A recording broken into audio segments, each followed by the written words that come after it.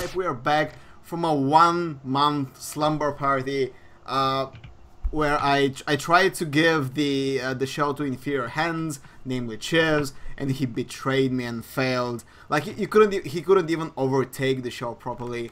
Okay, first of all, I had work to do. All right, that's a busy time for us. It's literally like three events back to back to back. So go fuck yourself. I'm just making a bad joke just to remind you that the show is back on air.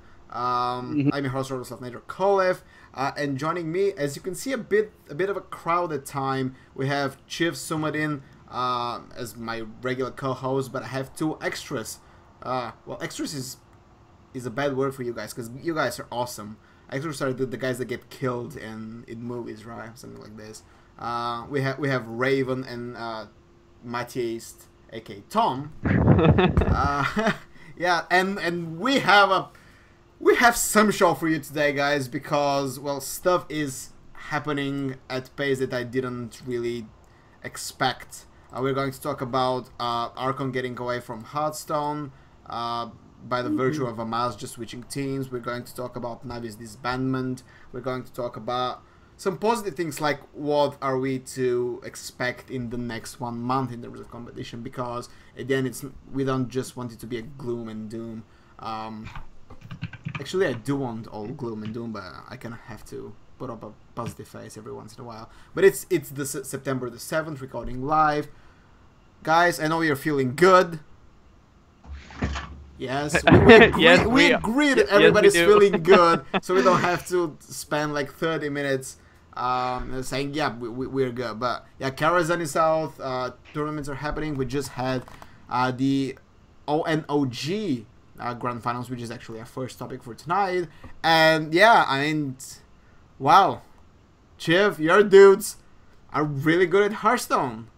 We had Frozen beat Chucky in the Grand Finals, so Frozen finally proving that the Ghost Awards kind of know what they're doing, giving away nominations and awards. And Chucky got second. This is something he's very used to, so no surprise there. Oh yeah, Chucky, the end boss of all time. But in all seriousness, great success for Luminosity Gaming. I think nobody expected anything less, because you kind of picked every single good player in North America, at least the ones that are active, and you're kind of like the...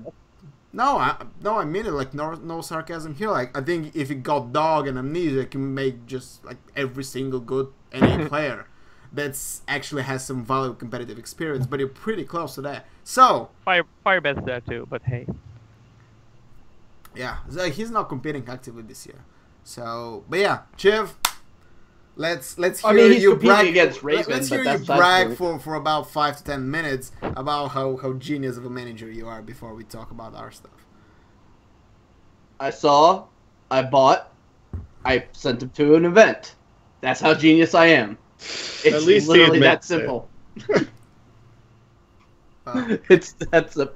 No, but no, I when I saw like everything that happened with like Hearthalytics, I was like, look, they had some great player pool there. You know, we got Muzzy, we got Frozen. I wanted Chacky for a long time because I know what he's capable of doing, and I worked with him back in Mana Grind, so definitely wanted him. And we already had Phone Tap, who was like just a top-notch grinder. And then to like round it out and have like a really strong stream presence, we went and got Zalay, who's also a strong competitive player as well. So it made perfect sense. It was like this perfect symmetry right there. And I really like how things are going. I like how the team is interacting with each other, playtesting with each other. They're like rooming together at a lot of different events, and they're having a really good time with each other. So it's just a really good sort of bond and feel there, to have that sort of camaraderie, that team spirit. And it's what any kind of competitive, any sport, whether it be esport or regular sport, should be about, you know? And I just got really good players to fill in that. So I'm just really happy about it. And, you know, Frozen, he did fucking amazing that event, man. He really did. And he was looking a little pressured at times. And the casters were really, like, hyping him up left and right. I had never heard so much positive praise about my organization as I did during that event. It was quite nice. So... I think as well for that, like, that's completely reasonable because, Like Luminosity now is a team. Not that it wasn't before, because I just realized how I said that. But no. You've said it to me before, so I don't want to hear this. Okay, no. Honestly, they weren't a good Hearthstone team before. No, this is no. So you look at the team, and like the squad is actually one of the most impressive Hearthstone squads around at the moment, and they've got great players. So like you can't like like Nigel was saying, it's actually a really sick team. I think everyone's happy about seeing a pretty much American team, just as a thing, because there's not too many of them knocking about. So yeah, and I think Frozen's great. Like I think Frozen's actually amazing as well. So it's pretty good overall. Although in terms of him looking pressured, at DreamHack, oh my god, I don't know if I've told you guys this. So at DreamHack, I think Frozen was playing like Radu. I think it was the finals. That was the finals of DreamHack, right? So anyway, yeah, DreamHack was. And where the players play, they've got like the two players, and then there's like a back screen. Obviously, for when the camera's on, it's just like Hearthstone stuff. Behind that, there's chairs where like the casters were just relaxing if they're not playing, right? So we were sat there, and I could hear someone. I was literally on the other side of the screen. I could hear someone going like, "Oh, right, should go for the direwolf and then into this." And I'm like, "Fucking hell!" Like, the players will be able to hear this. Like, who the fuck's talking? We look round. It's Frozen talking to himself. I was like, what the hell? It was so funny. He looked like, really, not in a bad way, but really like tense and really focused and just running through everything. But just saying it out loud, I was like, oh, okay, that's kind of crazy. But in general, I think Frozen's great. So yeah, it was cool. He's young. He'll learn. Yeah, and also a point in terms of the tournament itself. Like I've said it before on this show, I think like Onog's fucking great. Like that format. Oh my god, please, if we had that in EU as well, like for both, because it's one of the things I think we need, like long-running tournaments that the players in them are players that have proven themselves across a good format. So then you can't, and look at the top 8 or whatever of Onog, like, or the qualifier. Sick. It was sick because it was just not a single bad player, man. Not a single bad player. It was sick, and it's like, you know what? It's the same when everyone was going on about Swiss. Run a good format, and however much Hearthstone is YOLO RNG, bad people win all the time, you run a good format, and guess what? Good players get through. Like, it was really, I fucking love Onog. I think it's great. Stefan, Tom, did you see anything of Onog? Or any thoughts on Frozen and Chuck and all the LG dominance? I haven't seen too much about that.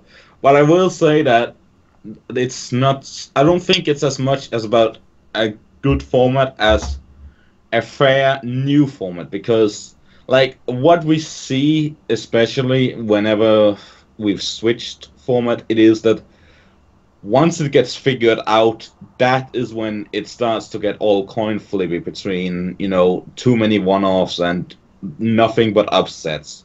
So I think it's wrong to say that a good format will bring good players together. I just think we need a more diverse field of formats, and that will be what really tests the. Sorry, I wasn't specific. By format, I mean like, how each player had to qualify to get into not necessarily the game format itself. Yeah, I know. But, just having like the qualifiers over a long period of time that are all, like this guy won this PAX East or whatever. I can't remember all the specific things, but he came through this qualifier, did that. Like doing it over a long period of time builds the hype and makes the players like seem more proven. Then here's a double limb bracket in one day, crack on, let's go, see what happens. You guys surely remember what the ESL Legendary Series did last year. They basically had the same idea, right? Like it wasn't a one-day event or a one-weekend event or anything like this.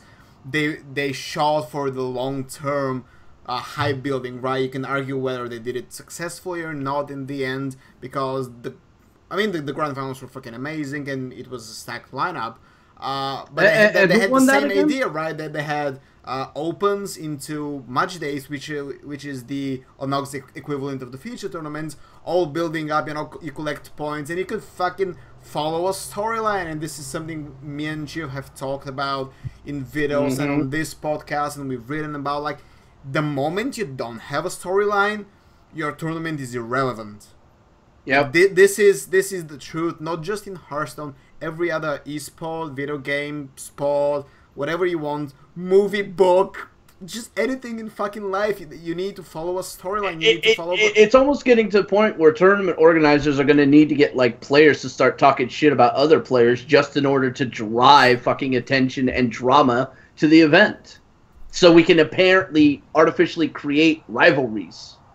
It's getting to that point. It right sounds now. ridiculous, but you're not far off the point, actually. I'm not.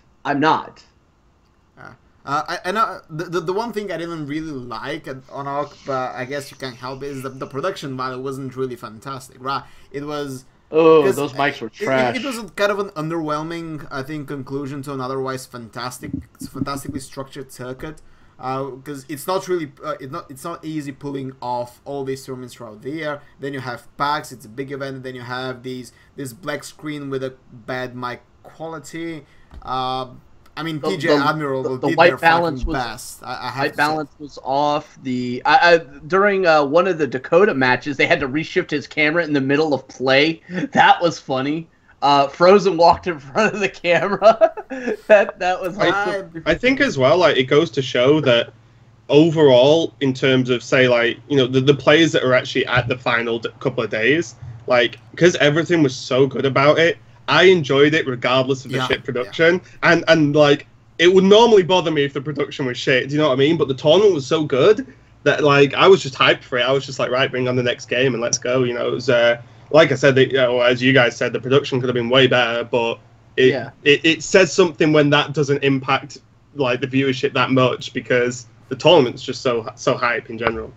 I also think that you know, because I don't know if what the conditions were at PAX West, but the streaming time was so EU unfriendly that they lost a lot of viewers because of that, and which is a shame, because you generally see tournaments happening if they want to go for the biggest audience around, like, but you know, 9 o'clock CEST or something, you know, and. It was at PAX though, right? It was at PAX, so you have to work with their schedule. Yeah, that's what I'm saying. Yeah. I don't know what PAX's schedule was, but that's the only thing that I thought was a real shame, because it dragged on to like 3:30 at night, and I was like, I don't think I'm gonna. What YouTube VODs are for? Yeah. But that's a like, you're never winning any views through YouTube VODs. If that's what you're aiming for, just accept the loss on that. Yeah. Don't even bother broadcasting. Just record it, pre-record it, make everything perfect, and upload it on YouTube. You know. But yeah, it was a great tournament. I agree.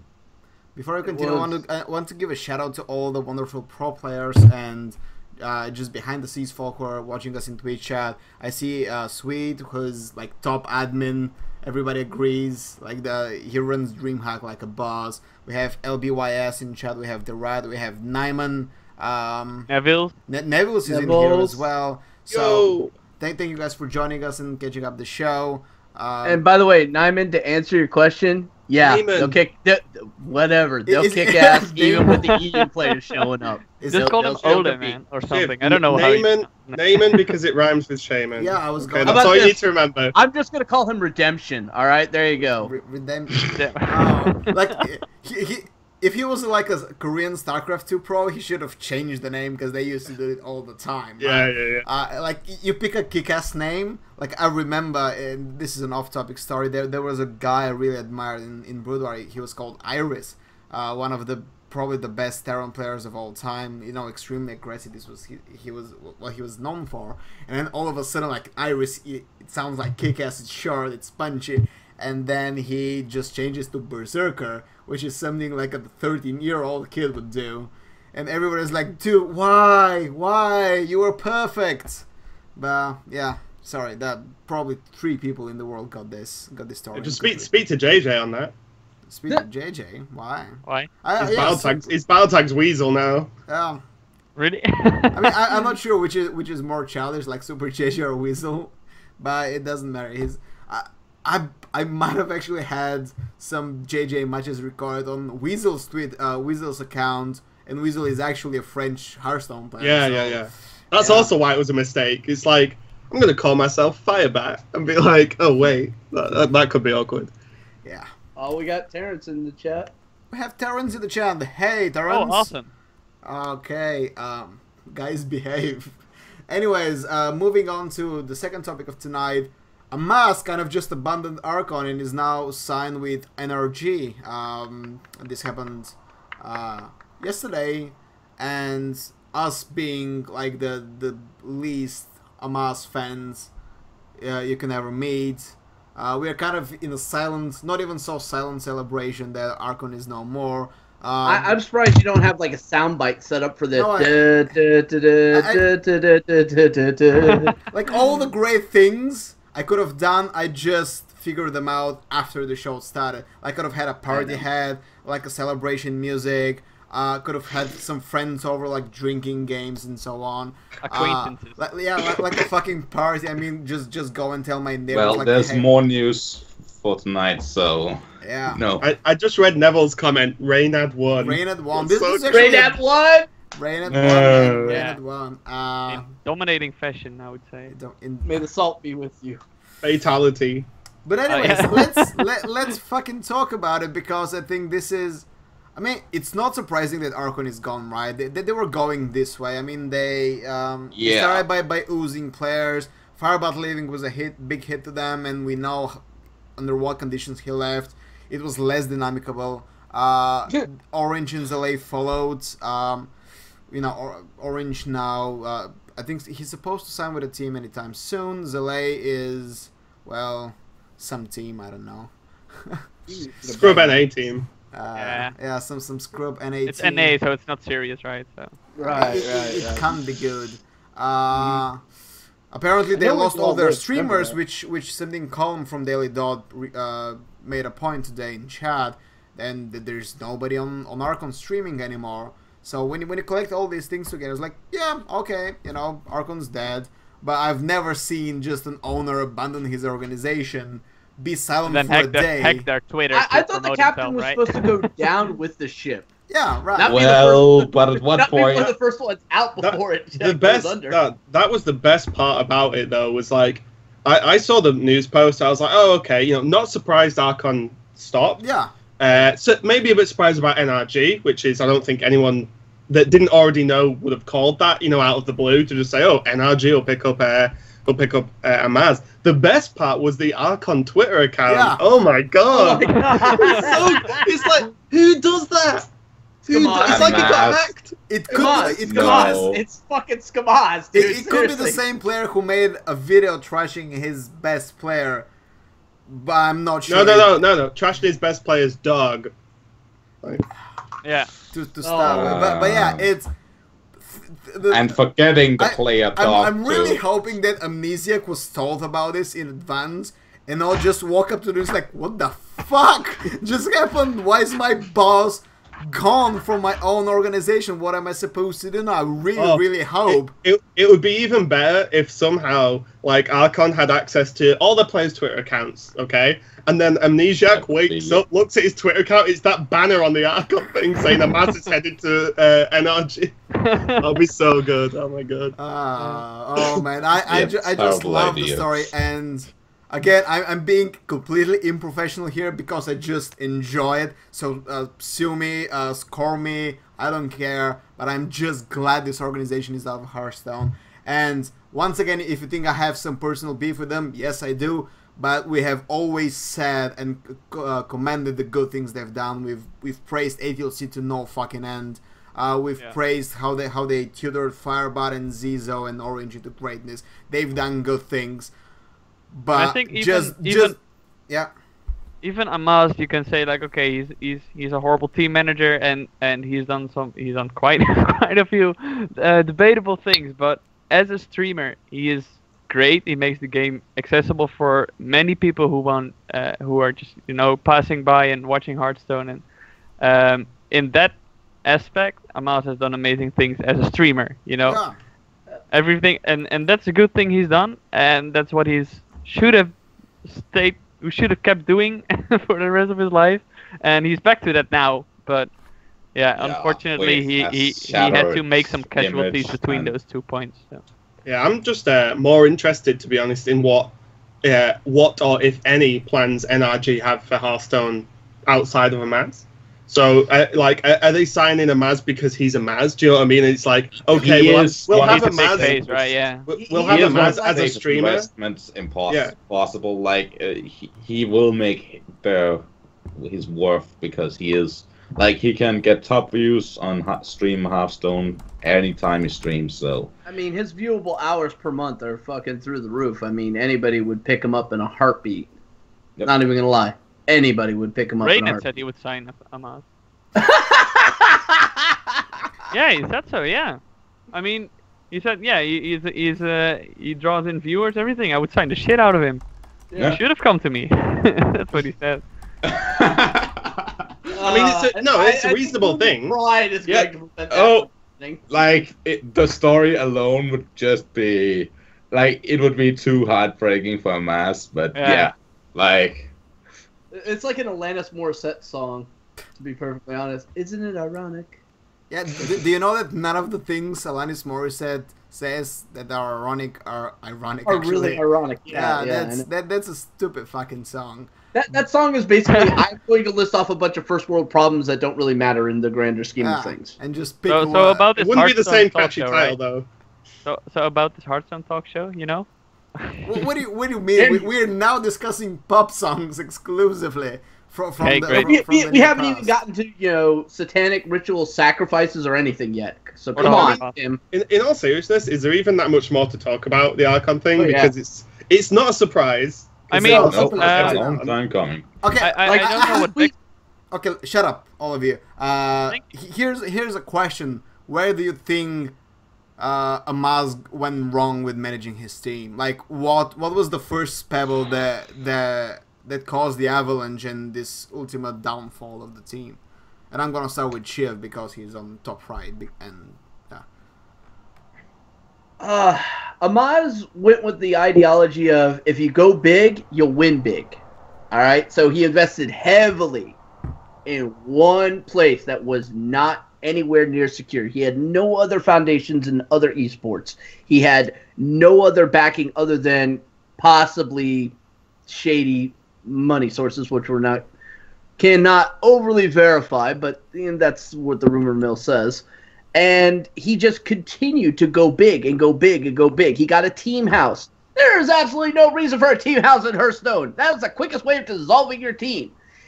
Ended up realizing about midway through all this, okay, we're in a problem here, so how do we resolve this? I know, let's throw the biggest, most expensive fucking event known to mankind. And I gotta give him props on it. He did a really good job with this event.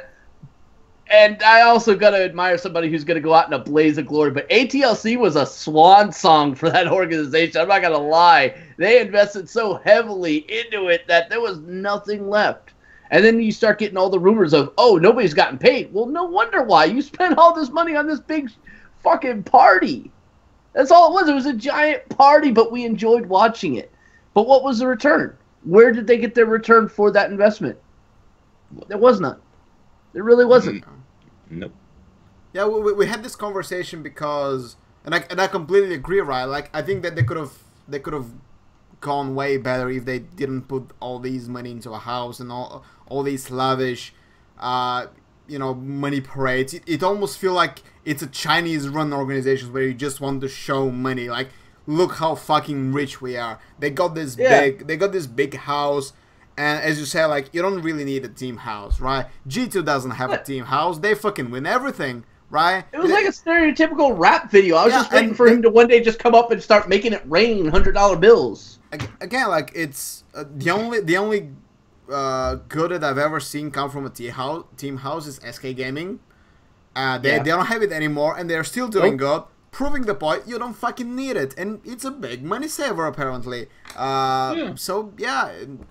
I think the team house is quite lavish as well, right? Oh, it is. Yeah. I mean, I saw pictures of the one in Vegas with like a fucking pool and like all sorts of. It's like, and that's like, okay, yeah. But I think the main, at least my opinion on it is that like Amaz just went too fast, like too big. Excuse me. It was like a huge story in the fact that it was like, oh my god, Archon's this super team. Where's it come from and all that. But if he actually just signed like. Obviously himself, naturally, because it's his team. And then, like, just 2 players/streamers if you got like Firebat and Zillet or whatever, right? And then had a few months, and just eased into it as opposed to going right, bang, bang, bang, bang, bang, right, I'm having these 5 or whoever players going all in like in a very, very short amount of time to handle, like Shiv said, like that kind of money as well, because I imagine the salaries for a lot of the players, because they were who they were quite high as well. So it's like, I think if you just took it a little bit slower, not that I know the intricacies of what went on in the background, but if it just sort of, just like took baby steps first instead of like running full pelt at a wall and then hitting it pretty hard in the end. So I don't know. I just thought I think that's the main issue. Like ATLC was awesome, and I hope there's another one, regardless of whether it's a party or not. Because look at Seat Story, like another party, which is awesome that everyone loves. But yeah, like ATLC was sick. Seat Story doesn't cost quarter. I mean, I'm not saying, but that's what I mean. If ATLC was bad. I honestly think it was one of the best things they did, and I agree with you, Radu. We got RDU in chat here, and I agree with them. I think it was the best thing they did. However, the writing was on the wall beforehand that things were not going well for them. So rather than shoring up and maybe conserving a little, they did the exact opposite thing. They increased spending. They spent even more. Spending to get out of debt has never worked. All right. He basically turned that house into a frat house rather than competitive team house, and trying to be cool or whatever his reason was, and make it all like, oh, we're boys together, we're having fun, and we're the cool guys, and those cool guys fell flat on their face, right? Well, I think some of it, just like a small point, is that I remember ages ago when Firebat was at the house, and like he came back from an event and all his shit had been thrown out of his room as like a prank or whatever. It's like if I was the team manager, owner, whatever, like I would go ape shit if someone because the thing was there's that. Well, yeah, but the thing was like it's not as if Firebat was like, oh, very funny, haha. He was like, why the fuck did you just completely trash my room? Like, it wasn't like a good joke between friends. They literally just trashed his room, threw everything out, and then like privileges, right? Yeah, and it's but it's like if it felt like there was no sort of that wasn't dealt with. Do you know what I mean? Like if I was running a team house and I would say team manager or whatever, like I wouldn't let people fucking do that. You go away and like you think all your stuff's gonna get trashed. Like that's not a nice environment, is it? Like it's really, I don't know. It's really weird. I didn't get it. No, that's like bullying and hazing and all that other stupid shit that does not promote any kind of camaraderie at all. I don't give a fuck what like a fraternity fucking says. That does nothing to strengthen any bonds. That just separates them all. I think we had a podcast way back, like a show on this podcast way when we were talking about Team House, and it was in regards to ATLC, and we've said it multiple times that if you want to do this, if you want to run a Team House, you need a fucking serious father figure there managing the shit. Making sure that this is not a one big party when friends just come over, have a beer or 7. It's a place of work. Eat all your food, fucking wreck your toilet. And I agree. But by the way, Callum said today that he would rather much see an office setup for these kind of things, right? Where teams or players just go, like, they leave their houses, go into another place, they train there, they work there, they just come home and don't, combine, living and sleeping and working in the same house. Now, I think he's correct in Hearthstone's terms, in Hearthstone picture, because when price pool changes to the level of League of Legends or TI, etc., I think it can be beneficial to build some sort of camaraderie, especially when you have to be like friends, and be really tight together when you're competing for millions of dollars. But Hearthstone managers, no, hire an office. Make them go there. I mean, even in other team-based sports, they have a team house and then an office somewhere else. Look at your Team Envious, probably one of the best Overwatch teams. They have their own team house, or rather, they have apartments right next to each other, right? And they have their stuff there and they hang out all the time. But every day they wake up, go to their office, and practice there for 6-7 hours, and then go back home. Yeah. Yeah. That's discipline. Yeah. It is discipline, and I think discipline is like the other side of the spectrum where Amaz and Backspace, right? So, yeah. All right. Moving on to another topic, another team that just said goodbye. We're talking about Natas Vincier, who dropped the bomb that they're out of Hearthstone mere hours ago. It came out of the blue, I'm not going to lie, even though, like, yeah, if we're industry insiders, so if we think back to, you know, how the team was operated and we dig, it doesn't really come to as a huge surprise, but to the general public, and at this exact same moment, like today, with no signs of trouble at the Navi house, it came quite as a shocker. Everybody's gone, like, no division whatsoever. Zizo, Zizo, Hoy, Osaka and Surrender are now teamless, free agents, and it's said that they're going to negotiate as a team from now on, kind of like what D2, Faramir, and Powder did when they were switching teams between Dikemar and ultimately failed to do. Failed to do. So pretty much. I won't be surprised if it happens here as well. Yeah, it will happen because these four players have marginally different values to the point that Zizu is fucking value god, and every team would be happy to have it. And then you have Surrender and Osaka, who together have probably streamed for 13 minutes in their careers together. So, again, I'm not talking about their qualities as players, which are obviously tremendous, because Osaka is a reigning world champion, Surrender is a 2 times OGN Grand Finalist, and this doesn't just happen if you suck at Hearthstone, but once again, it's something we've said thousands of times. Value in a player in Hearthstone lies elsewhere, and it's not how many games you win. That's just a fact. So, I don't know what you guys think. I feel that you're on the same boat as me, that the negotiating as a group can kind of fire back for them. Yeah, I think with the Navi in general, with dropping the team, I think it's like there's value as a player in terms of streaming's the obvious one, right? Like, you know, Hearthstone, whether people want it to be like this or not, is a game where if you stream, you are doing better than not streaming, right? You can't normally just get by not streaming at all. But that's not streaming is okay if you're not on a very high salary. But when you're on a very high salary and your only value to the team is going to tournaments and potentially winning them, potentially not, and that's it, that's all like the FaceTime you give the team, then like it's just not enough, is it? Like it just isn't. And whether that's like a good thing or a bad thing in Hearthstone it is a different conversation, as opposed to, well, that's just how it is today. Because imagine signing a player for, I'll pick a random number, like $4,000 a month, because there's some superstar like the next world champion, but then they never stream and never really get involved with the community too much, and they literally just rock up to tournaments. They might win a tournament and then not perform because Hearthstone's the game it is.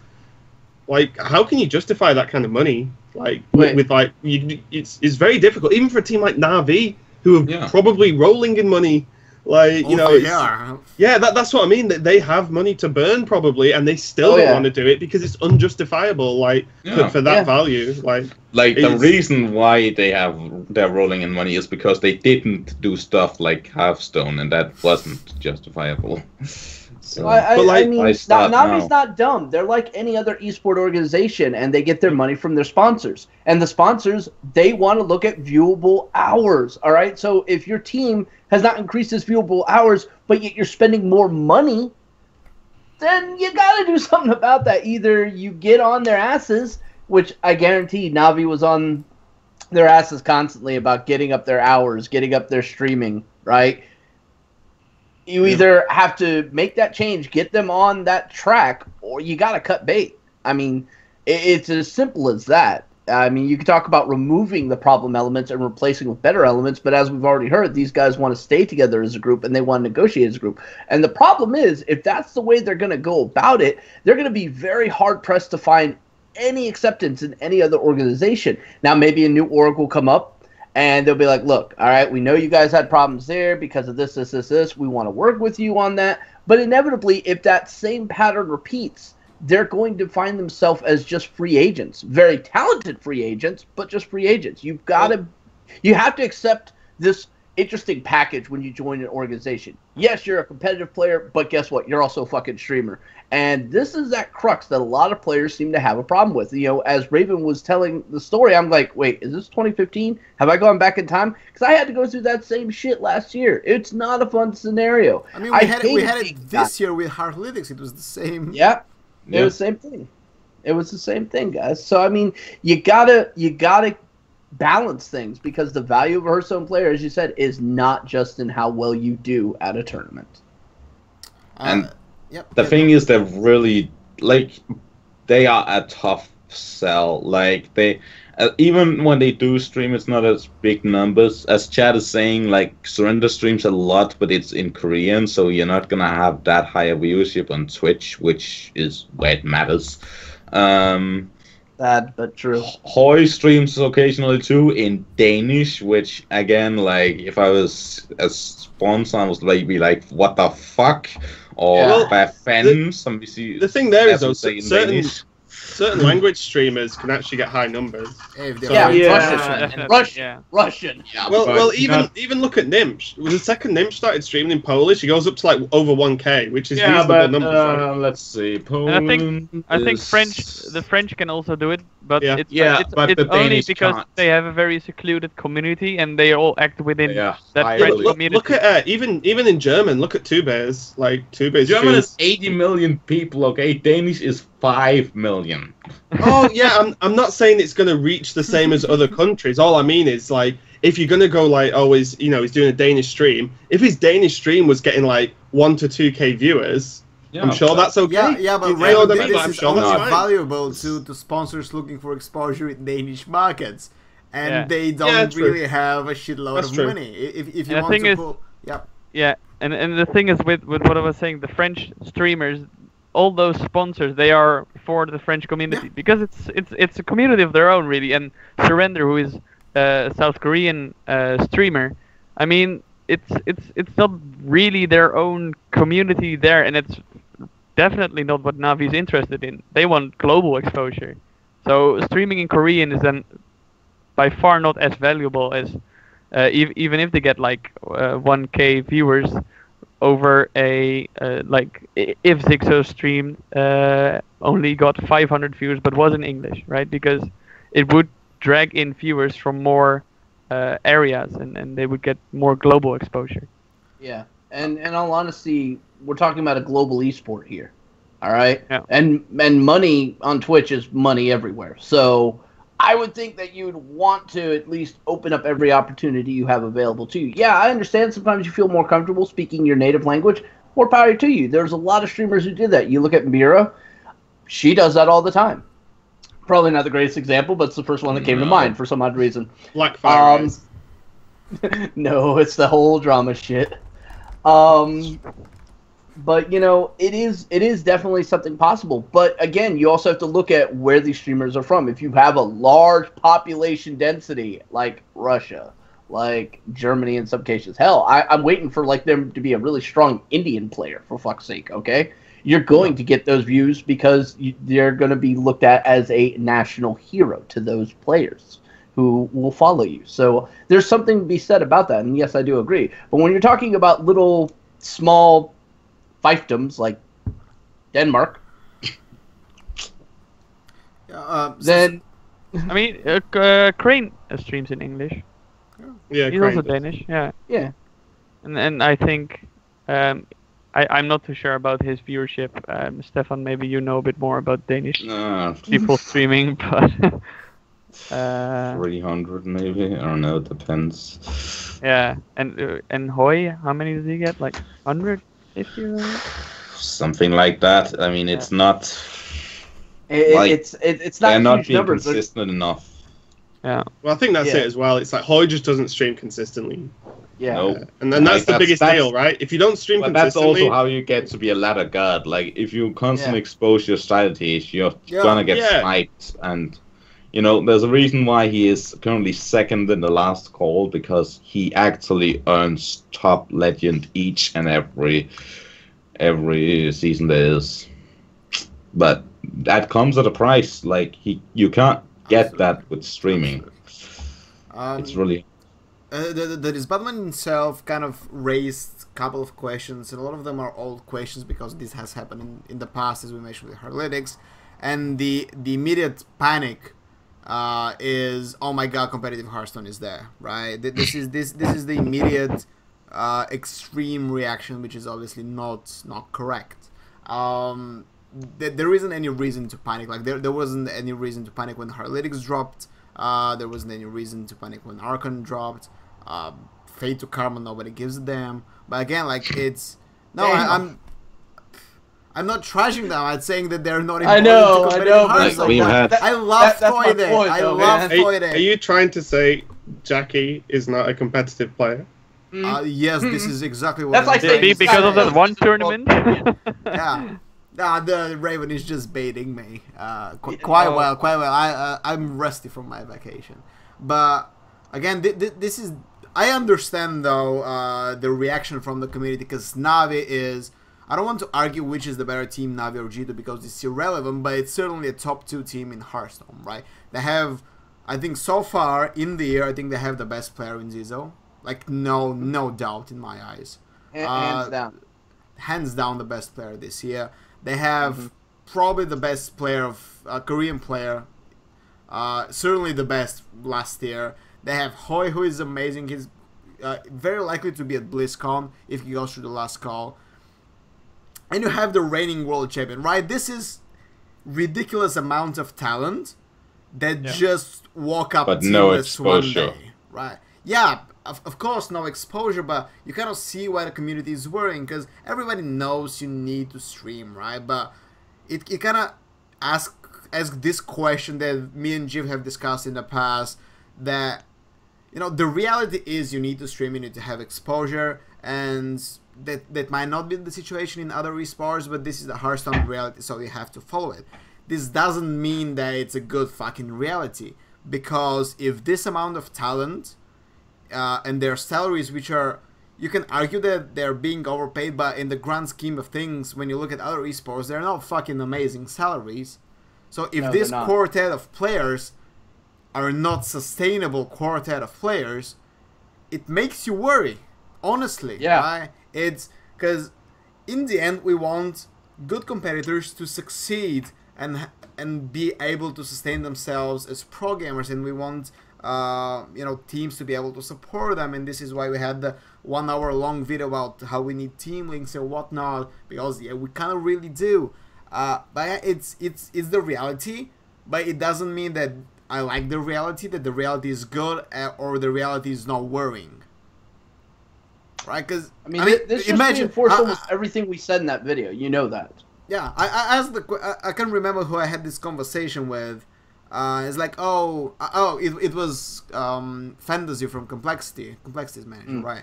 So we had, it's like, oh well, he said that Navi weren't sustainable. They didn't have a sustainable model, right? So dropping them isn't really a sign of competitive Hearthstone being in a bad spot.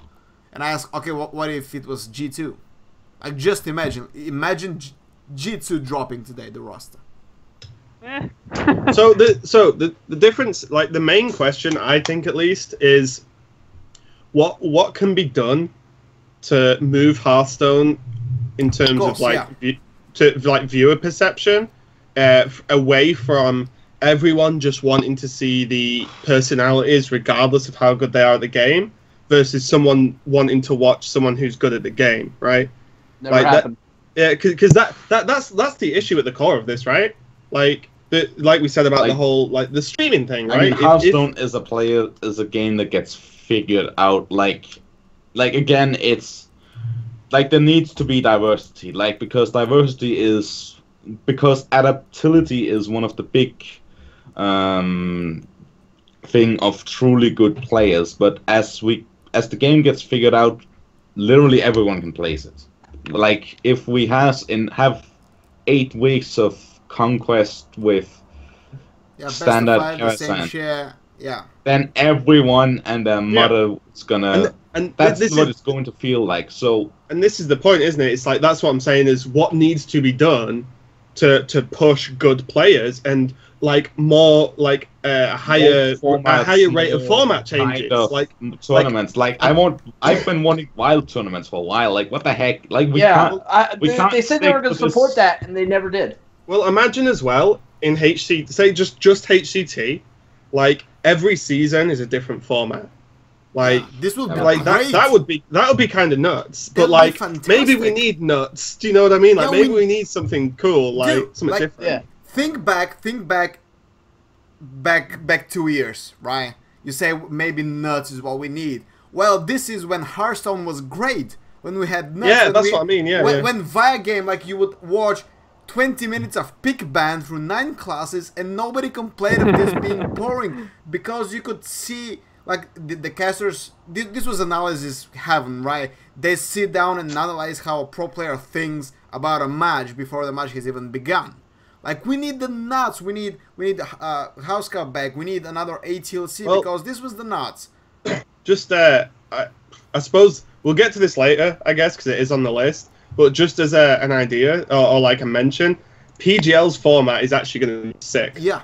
Like PGL's format is. That's coming up in a week. Given any details yet, right? It's just I know them. Yeah, give us. You're gonna go there, you dick. But Vlad will forgive us. Vlad Roscoe will forgive us if we hype the tournament more. But yeah, again, I completely agree with everything, guys. It's we need the nuts. We need the diversity. And not just and I don't mean switching from Conquest to Last Hero Standing because this is a cheat way of promoting diversity. This is not diversity. We actually need formats that are different. Yeah. Right? Then you'll see the good players rising because look at fucking Magic the Gathering, man. It's not just standard, right? No. Because one Pro Tour is standard, the other one is extended to Modern, which is in Hearthstone that's wild. Other tournament you have fucking drafts. Yeah, because I was gonna say, and even the tournaments like change the format across the days. Yeah. Right? Like, you play one format one day to get through to the next stage, and then the format changes. Yeah, this is exactly what we need. Like, because when you watch a Magic the Gathering Pro Tour over 3 days, every fucking day is different.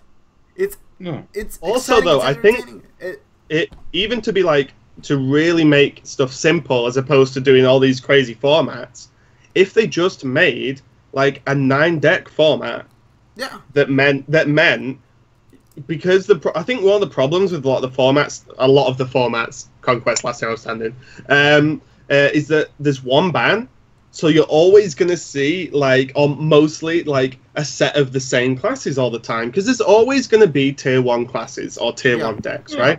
But, like, what if there are 5 bans, then suddenly, and I'm giving hints at PGL, so suddenly there are... suddenly there are a lot of classes that you really have to think about, and then your strategy really has to fucking change. I mean, and each match, is very different from the last because bans might change, lineups might change. Like everything goes way wilder when there's not just one ban. Everyone brings these set decks. So all I'm getting from this, we're gonna see Purify at PGL. That's the takeaway. Never gonna happen. But it does hold the risk of turning into a game of top 3 classes, instead becoming the worst 4 classes, where it's just the same issue, but now you're just playing a less optimized game that just. Sure, but there's no reason that's not necessarily true though, because it would be different certainly, but if you think about the game now, you can build a lineup that it's like. If me and you built lineups for 9 decks and 5 bans, like try not to announce the PGL format here. Your lineup would have to be respective of like the bans happening as they go. If I'm not making any sense. So you can build a lineup, say easy one, Control Warrior versus Dragon Warrior, right? If you take Dragon Warrior, the rest of your 8 decks are probably going to look a bit different than if you took Control Warrior, right?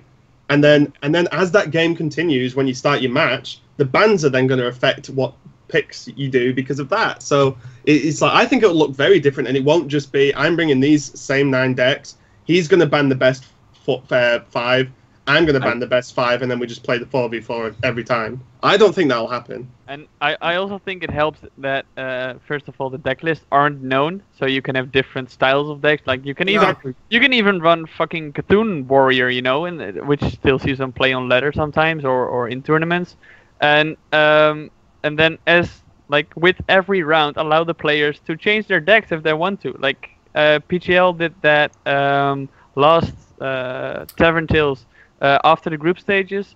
Players could change their decks if they wanted to. Every day they could do that. This has always been a PGL thingy, by the way, because they did it in both Bucharest. Like after every round, even in the playoffs, you could just. This is how Sivka beat them, because nobody knew what he was going to play next. This fucking genius, right? Yeah, it's really cool, and it gives that extra depth of what players think their opponent might play, and how that goes against their lineup and what they will ban. I mean. Yeah, I love how there's a dude in our Twitch chat called WildMongrel1, which who is touching on our thoughts on limited, right? You know, drafting and shit in Hearthstone, and he says limited in Hearthstone is a joke.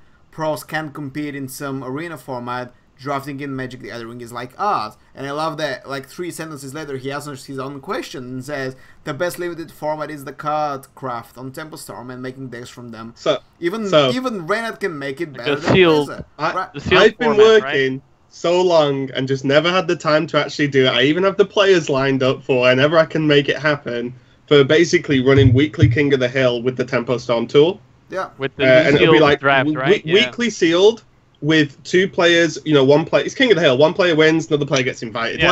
Like the old I Heart You stuff, right? Like the you know those like that, but in sealed. And well, there you go. And yes, I am very busy, so unfortunately that's not quite happened yet. But yeah, it's coming. It's coming 2017. All I wanted to say is that while Mongrel's comments are actually on point, because you can argue that we don't have the tools within Hearthstone to make drafting happen for this to be a form. Well, there are third parties. It's codable. Yeah. If you want to make it happen, there's also no tournament lobby. There's no tournament lobby in Hearthstone, but we've been having tournaments even before there was a fucking game. Right. So. Yeah.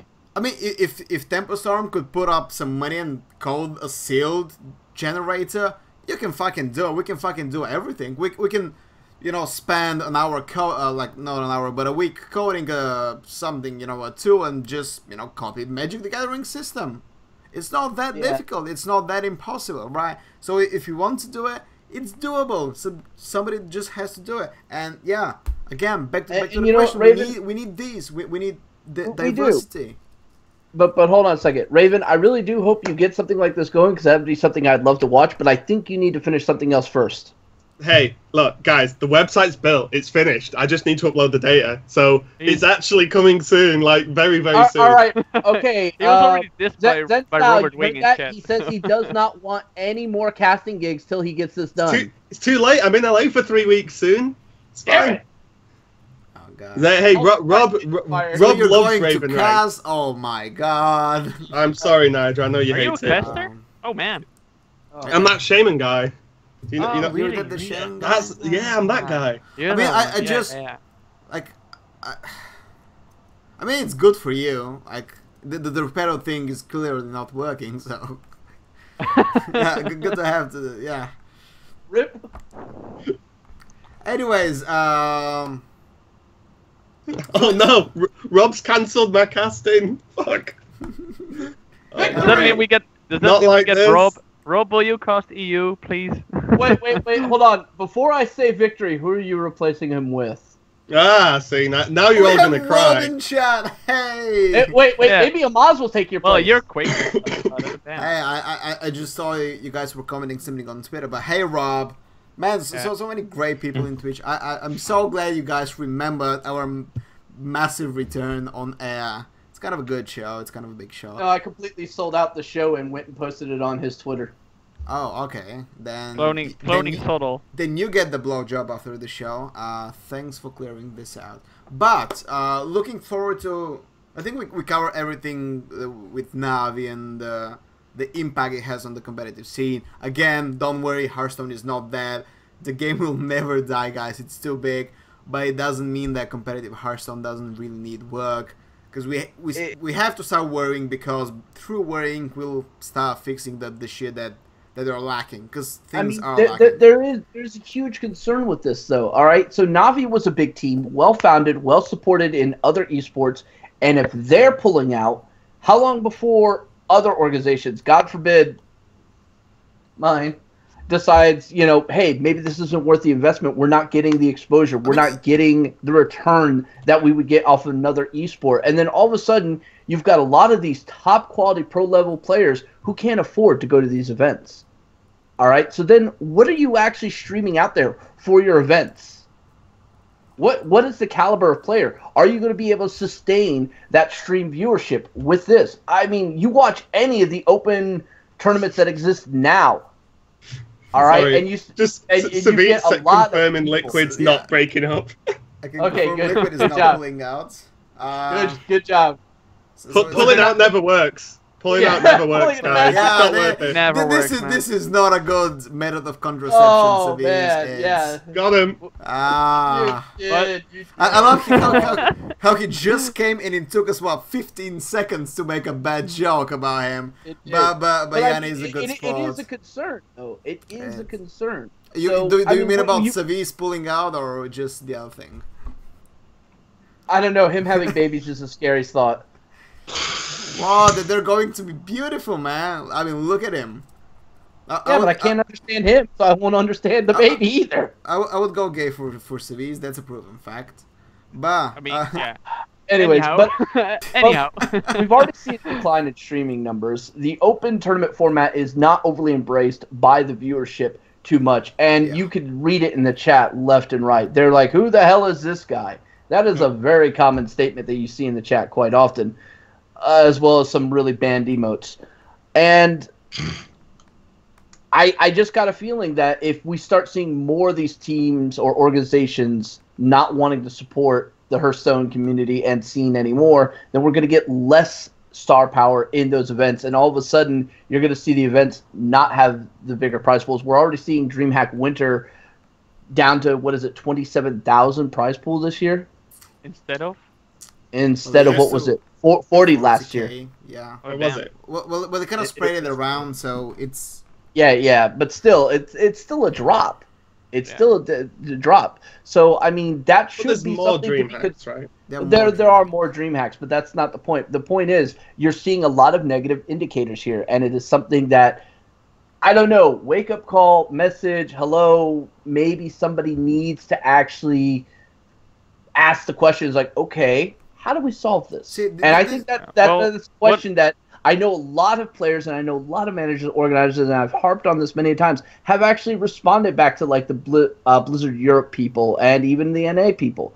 And yet, things haven't quite been implemented yet, or have been any talk of it. I think what you have to do is what is the core of the problem here? Like, why is competitive Hearthstone not growing as much as it used to? Is it because it's not new anymore? Because when it just came around, it was the first easily accessible card game to be streamed? Is it because perhaps there's unfair RNG in the game with Tuskar Totemic, with Barnes, with Yogg-Saron, what many pro players are constantly complaining about on Twitter, which also influences the community, obviously.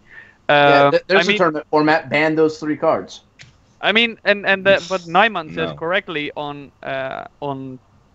Twitter in response. I mean, players can ban those cards themselves. Just like, okay, we're not gonna play those cards because they aren't fun. And nobody's gonna do that. No, I mean, because they are too good. But is it? Does Blizzard have to fix something here, or is it maybe the media or that has to influence? We're not telling the story. Oh, I'm going to punch you through the internet. I'm not saying that they're not telling the stories because that's because of the players, right? But I don't know. They need to drive interest back into watching these events, and the problem is in the current environment that you have, there is no subtext to drive any sort of story in there. There's no rivalries. There's no like banter. There's no kind of like team loyalty going forward in this. You look at other esports, you get that quite a lot. We don't have that in Hearthstone because it's not a team game. They've never wanted it to be a team game, even though its origins are in team. All right, Fight Night, team. All right, ATLC, team. These were some of the most popular, also highly unsustainable formats, but whatever. Like, ESPN is stupid. No, it got big because ESPN's downfall is well known. Yeah. But the thing is, they wanted to focus on the individual accomplishments. Well, that's great and everything, but what you then get is you divide your public into these fanboys that only really want to support their favorite streamer. So you segment your audience greatly. Thus, you're never going to have a consistent stream. This is a problem. This is always going to be a problem. Yeah. I think this is why I am always going to advocate for a team league, because supporting a team is a hell of a lot easier. Let me ask you this, Raven. Would you rather go see Manchester United tomorrow, or would you rather go watch a pickup game of a bunch of 9-year-olds that just got out of school after going on a bender at a bar? I support Newcastle, so I'd rather go and watch the kids. Okay, whatever. You are the biggest traitor known to that kind of person, you know? So in all seriousness, right, the team league, I'm 100% behind, right? And that's actually another point coming up, I guess. But I think, like, for something to really blow up for team league is it has to work like Team Story, or like League of Legends does it, for example. You know, like, if you have the players, like Fight Night, the easy example, if you have the players there, it actually becomes awesome. And I think that something Hearthstone, I think, should push is the sort of, very difficult to explain, actually, I'm losing my words, is the whole idea of the players discussing matches with each other or discussing plays. Look at Red Bull Brawl, was it? Yeah, that was amazing. And I love that. Because people want, like, you look at the star power, right? You see Trump in his stream, you see Hafu. Put them together, sat next to each other, talking, like, blows up. Same, and I have no doubt that if you put Frozen, Chucky, and Zalay together, sat next to each other, with mics attached to them or whatever, talking about the game, like, people would go nuts. But the problem with that is they need to be physically next to each other, which then is an issue because money. I think that's the problem. The Red Bull Team Brawl is a great example because you saw Reynat and Firebat, two of the big people in the Hearthstone community. Like, they were discussing plays constantly, and it delivered some hilarious moments with 29 for sure, obviously, but it also delivered great insight in how people are thinking. And I think when Firebat's casting matches as a guest caster, you also get it a bit because he literally says what he would do as a player in that very moment, and rather than what most casters tend to do at the moment is like considering both people's sides and saying, okay, he can play this, but we see in his opponent's hand he already has True Silver Champion, or something like that. I mean, what would be sick, and this is obviously like dream world, at least in my opinion, Raven rankings. Well, we know, but that's obvious. That's actually not a dream world because that's coming soon to an internet page near you. But in all seriousness, like, if Blizzard flew out whoever they decided to be in this league, flew them to one location for, and this would be expensive, of course. Flew them to one studio for a month and just have or even 2 weeks, and just have like a team league for 2 weeks, and that happens once every third, once every 3 months. I just want to say that me and Shiv said the exact same words. Exact same thing. Oh, okay. We said this 6 months ago. Today. We said this a while ago. Ardu is writing it in chat, and you're echoing his words probably without reading. But this is something everybody has on their minds because it's fucking good. And me and Chief said, okay, you have 2 million prize pool for individual tournaments this year, right? Okay, keep this, right? Maybe cut on some of the expense for the prelims and whatnot. Just take a third of this money and make an official HCT team league to give back to these organizations that fucking believe in your card game. Just give them something to compete in. Build your fucking card game. They build your fucking card game, right? In all seriousness, though, like, I genuinely think say Blizzard fly the players to wherever the fuck they want to hold it. Sure. They pay for everything, right? You know, that's the benefit of being on a whatever team they've decided, right? The prize pool, as long as it's like not a quid, just doesn't matter. Do you know what I mean? If they're paying for it, the prize pool could be like 50k, 80k, which is not a lot in the grand scheme of things. And it's like the money doesn't matter. It's just would be about the minimum. No, see, Raven, because in the end, in every game, esports is a promotion tool. It's an ad campaign. So every money you invest into esports is a way to make your game more popular. Like, this is not... Esports is not a revenue stream. Like, this is you don't go into esports to make money, right, directly. It's an ad campaign. Nothing will be better, believe me, promoting competitive Hearthstone than doing what you said, than what Argue said, and what me and Chiv said. By the way, if you guys want to watch the video that we record, I'm just gonna put it into show's notes when this is live, because I think it's an hour long and it touches all of these things that you guys are writing in chat and we're discussing right now, like why do we need team leagues. But I really want to move forward because we are past the 1 hour and we still have a few things to discuss. By the way, if you want to watch team competition, watch the Deck Gauntlet, which is happening with some of the biggest teams in Hearthstone. We have Complexity, we had Navi. I'm not sure if they're continuing. How they gonna? Yeah, they are. Okay. Am I gonna get a Skype message here in about an hour on this one? No, they are contracted with Navi until the end of September. So until then, and also a DreamHack, I believe Zigzo and Osaka. I think DreamHack's the last one they're doing. Yeah, it's the last one they're attending in the Navi t-shirts. Wait, when's DreamHack? I think it's November, it's October.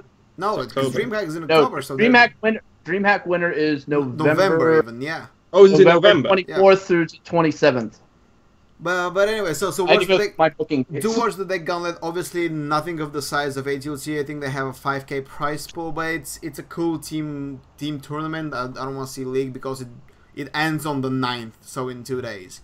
And the best thing about it is the majority of the time, the way it works is there's classes banned, and then classes picked for each player because it's a 2-man like 2v2, and then there's the class that's left, and it's always priest. Just see priest icons every single time. It's great. But anyway, moving on. If you're going to look it up on Twitch TV, you won't find it, unfortunately. It's on stream.me.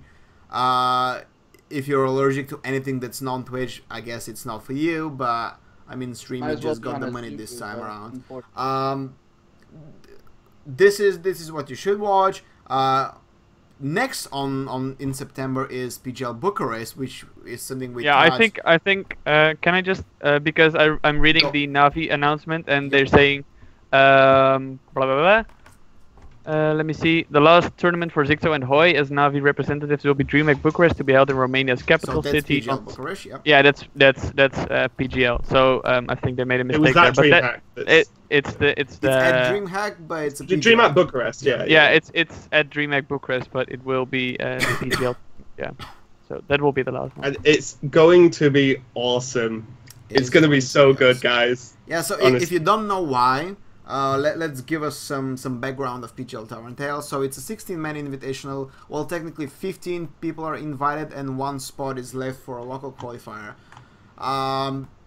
8 players have already been announced. We have Garen, life coach, and Crane, and Radu. Sivka is in there, I believe, if I'm not mistaken. But big names. You won't be disappointed because the PGL guys are fantastic at what they do. The twist here is that they're running a 9-class last hero standing. Now, they haven't really talked more about it. Obviously, Raven knows some details because obviously he's going to be casting, I guess. Obviously, he's going to be casting. Obviously, right? I mean, the only frustration is that it's on the weekend of NA Championship. Well, yeah, it overlaps, right? It's such an easy choice for me, by the way, because none of the players in the NA tournament matter to me. like I give zero shits about them. You're supposed to build stories, Rado. Yeah, I'm supposed to. This is not the to story. build a story about the more unique tournament. That's something we haven't seen in a while, and it's going to be PGL. Right? It's just. I'm not gonna lie. I'm gonna be watching both because multiple monitors. No, yeah, but I also try to go out and see other people. So I'm not going. Either way, they're both on mute, and I'll be playing Legion. So. Shave, Nigel's just told you he wants to see other people, so you need to accept it. Okay. Yeah. But no, in all honesty, just a plug. Like PGL is for everything we've discussed tonight.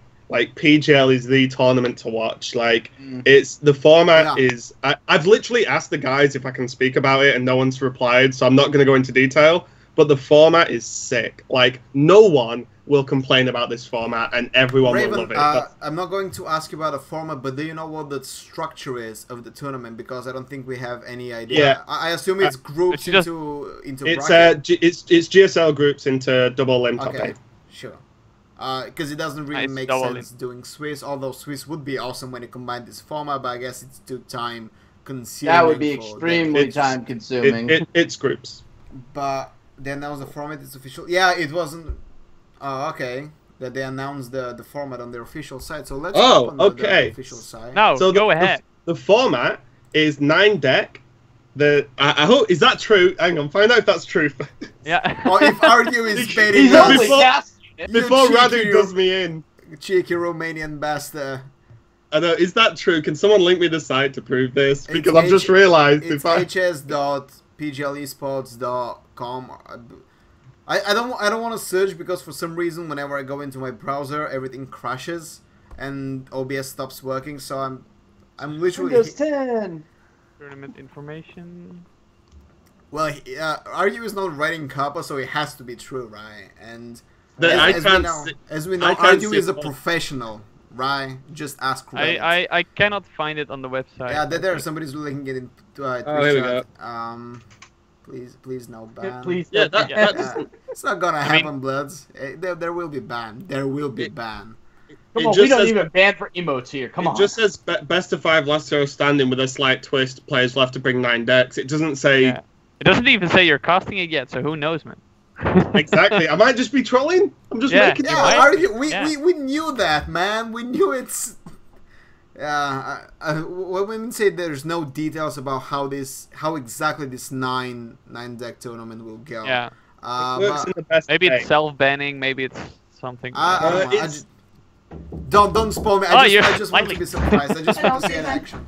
But yeah, No. Mama Grow. Yeah, Stefan is getting Mama Grow. Hi, Mom. Hi, Mom. Okay. For once, it wasn't Stefan. Easy as that. Like, have you seen a game of League of Legends? Yeah. Yeah. Oh yeah, so it's so it's like House Cup, right? Pretty much. Cool. Like I mean, Legends. this is what we kind of expected. It's similar. Similar Absolutely. We are not exaggerating. PGL is the shit to watch this month. There's no better tournament, at least announced thus far, and this includes the EU and America's Championship, which are happening around the same time. AM Championship is actually at the same time as PGL Bucharest, which is September 17 and 18. Europe is next weekend. Now, America's Championships is like 0 storylines. I guess we'll learn who will be the 3rd spot, but there's... And that's I looked at the lineup and I was like, who? I hate being, America, the next thing for America to really watch is going to be like the last call, and that's about it. Yeah. It sucks that Last Call America's on a different weekend, though. Radu is telling the entire format in chat, by the way. Then he can say that. Okay, I'm just gonna read it. So there's no reason to keep it secret, right? It's different than Vigame by a bit. Each player will have access to a Tier 1, Tier 2, and Tier 3 deck. The way pick ban is structured, and it's last hero standing, so it's super good format. Well, this so 3 Tier 1 decks, 3 Tier 2, 3 Tier 3 decks. I guess so. Okay, I'm even more excited now. You'll find out. But I was gonna say, like, so APAC Championships is on one weekend after EU, and then there's EU and APAC Last Call one day after each other on the next weekend. but then like a week break and then NA last call. So it's not which I was just saying it's a shame that like it's not three last call days. The and last done, call you know, tournaments at least are guaranteed to be good shit because they collect the best players throughout the year. Now there's none of this off meta player lineups of people you've never ever heard of them. Again, I don't want to be this guy who just shits on player who, because all of these 8 guys are probably out of their mind happy, and I have no right to talk to them talk about like them because it's really great accomplishments. But as a viewer, as a journalist, I just don't give a shit, right? It's until all of this happens. You're not the only one, dude. You're not the only one. But then look at EU, and it's actually sick. Yeah, EU is actually Dr. sick Hippie, because George I just amazing, want man. like Dr. Hippie and George C making repeat performances. This is already ridiculous, and I wrote it on Twitter. It's absolutely great to see this storyline. I'm so glad it wasn't the case of EU Winter when we had Nyman and 7 other people, and Nyman won because he wasn't one of those 7 other people that nobody have ever heard. I just like that, you know, George and Dr. Hippie were those nobodies, and they kept playing and kept winning, and now they're kind of achieving the American dream of the Hearthstone player, right? Yeah, I mean, just like returning to championships is like impressive in itself, right? Yeah. The statistics on like making that twice in like one series of like 3 potential goes at it is ridiculous. Like, it's gonna be so good, honestly. Can't wait. Aye. And this was actually the show for tonight, guys. I don't think we have any more topics to clear. Oh, what? Yeah, I thought it was going to be an all-nighter, like talking about, you know, how amazing the Dargon's gone finally. But yeah, but how much can you really beat that horse? Seriously, how much can we really beat Ding Dong Archon's gone? You know? I mean, are you asking me personally or in general? Because in general, we can talk a bit more about other things, right? Just invent some topics like which Corazon cards are turning out to be great unexpectedly. No, I don't want to talk about that. No. Damn it, man. It's an esports show tonight. Trying to save your show, man. No, why? The show is perfect. It's 1 hour and just a bit. You're on it, man. Just a bit, and we kept it fully esports, which is something I love. But yeah, sorry again for the long break. I know you missed us because, well, so many people showed up. The show will be live on SoundCloud and YouTube and ghostgamers.net/Hearthstone. Just go on these places, search for Ghost Gamers if you're like on the podcast channels, and you'll find us. We will resume regular duty and regular streaming, going back to the normal Tuesday schedule. Now that I will have no more social life and whatnot, so I'll be able to continue the show regularly. What's new, right? Yeah, which means tune in next Tuesday at 9 p.m. European time to catch us talk about. I don't actually know what. There's nothing this weekend, right? We'll find something. We'll make something up. Yes. Hey, then we can talk about Karazhan cards. Yeah, this is the Hail Mary Savior topic. We're just going to talk about Karazhan cards. How everybody was wrong and everybody was right. So next week we are going to be on Tuesday, right? Because some people in chat are asking, is this every week? And, well... Yeah, it is every week. Usually it's every week, and usually it's on Tuesday. We're just on Wednesday now after a long week break because I had personal issues to take care of. But now it's every week except when it's not. Yeah, and that's what you need to know. Right? And it's every Tuesday except on Wednesdays and sometimes Mondays, and then maybe we don't do a show. The easiest way for all you viewers to find out when it is to actually just follow me on Twitter, and I'll let you guys know. Yeah. Wow. The best way I can explain it, the schedule of the show is, it's kind of like whenever Ho is streaming, it's like, I don't know. It happens when it happens. Yeah, it's just like, it's like the spur of the moment. It's Tuesdays. It's always Tuesdays. But anyways, you can follow us on Twitter. You can find Stefan at Sumadin. You can find Tom at Mattis. Sorry, I'm not putting it down because I don't know how to spell it. Fine, man. I'll write it in chat on my own, so like one extra person can follow. Raven is at TPG_Raven. You can find the Chief at LG_the Chief. He's probably going to spend his next 3 months telling how great Luminosity Gaming is at Hearthstone. but you kind of had. They'll be the next to go. I mean, do you remember that team? That's the curse confirmed. No, Raven. Do you remember that team? I know where you live, Raven. Raven, I heard the I'm torpedoes moving descending, soon. man. I'm moving soon, so it's fine. Do you remember that team that signed all the good players just before the championship, and then today all of a sudden they were disbanded? They're called Navi. That's literally 2 teams. Wait a minute. But anyways, and you can find that's Archon and Navi did the same thing. And to close the social media promotion, you can find me at GG Nidra. Me, Tom, and Stefan all publish and write for GhostGamers.net/Hearthstone. These guys on the right are just being amazing at what they do as well, so give them a follow. Once again, we'll see you next Tuesday, and until then, think of which are the most overrated cards in Karazhan, and you know, be ready for the Twitch chat wars next week. Until then, enjoy. Bye.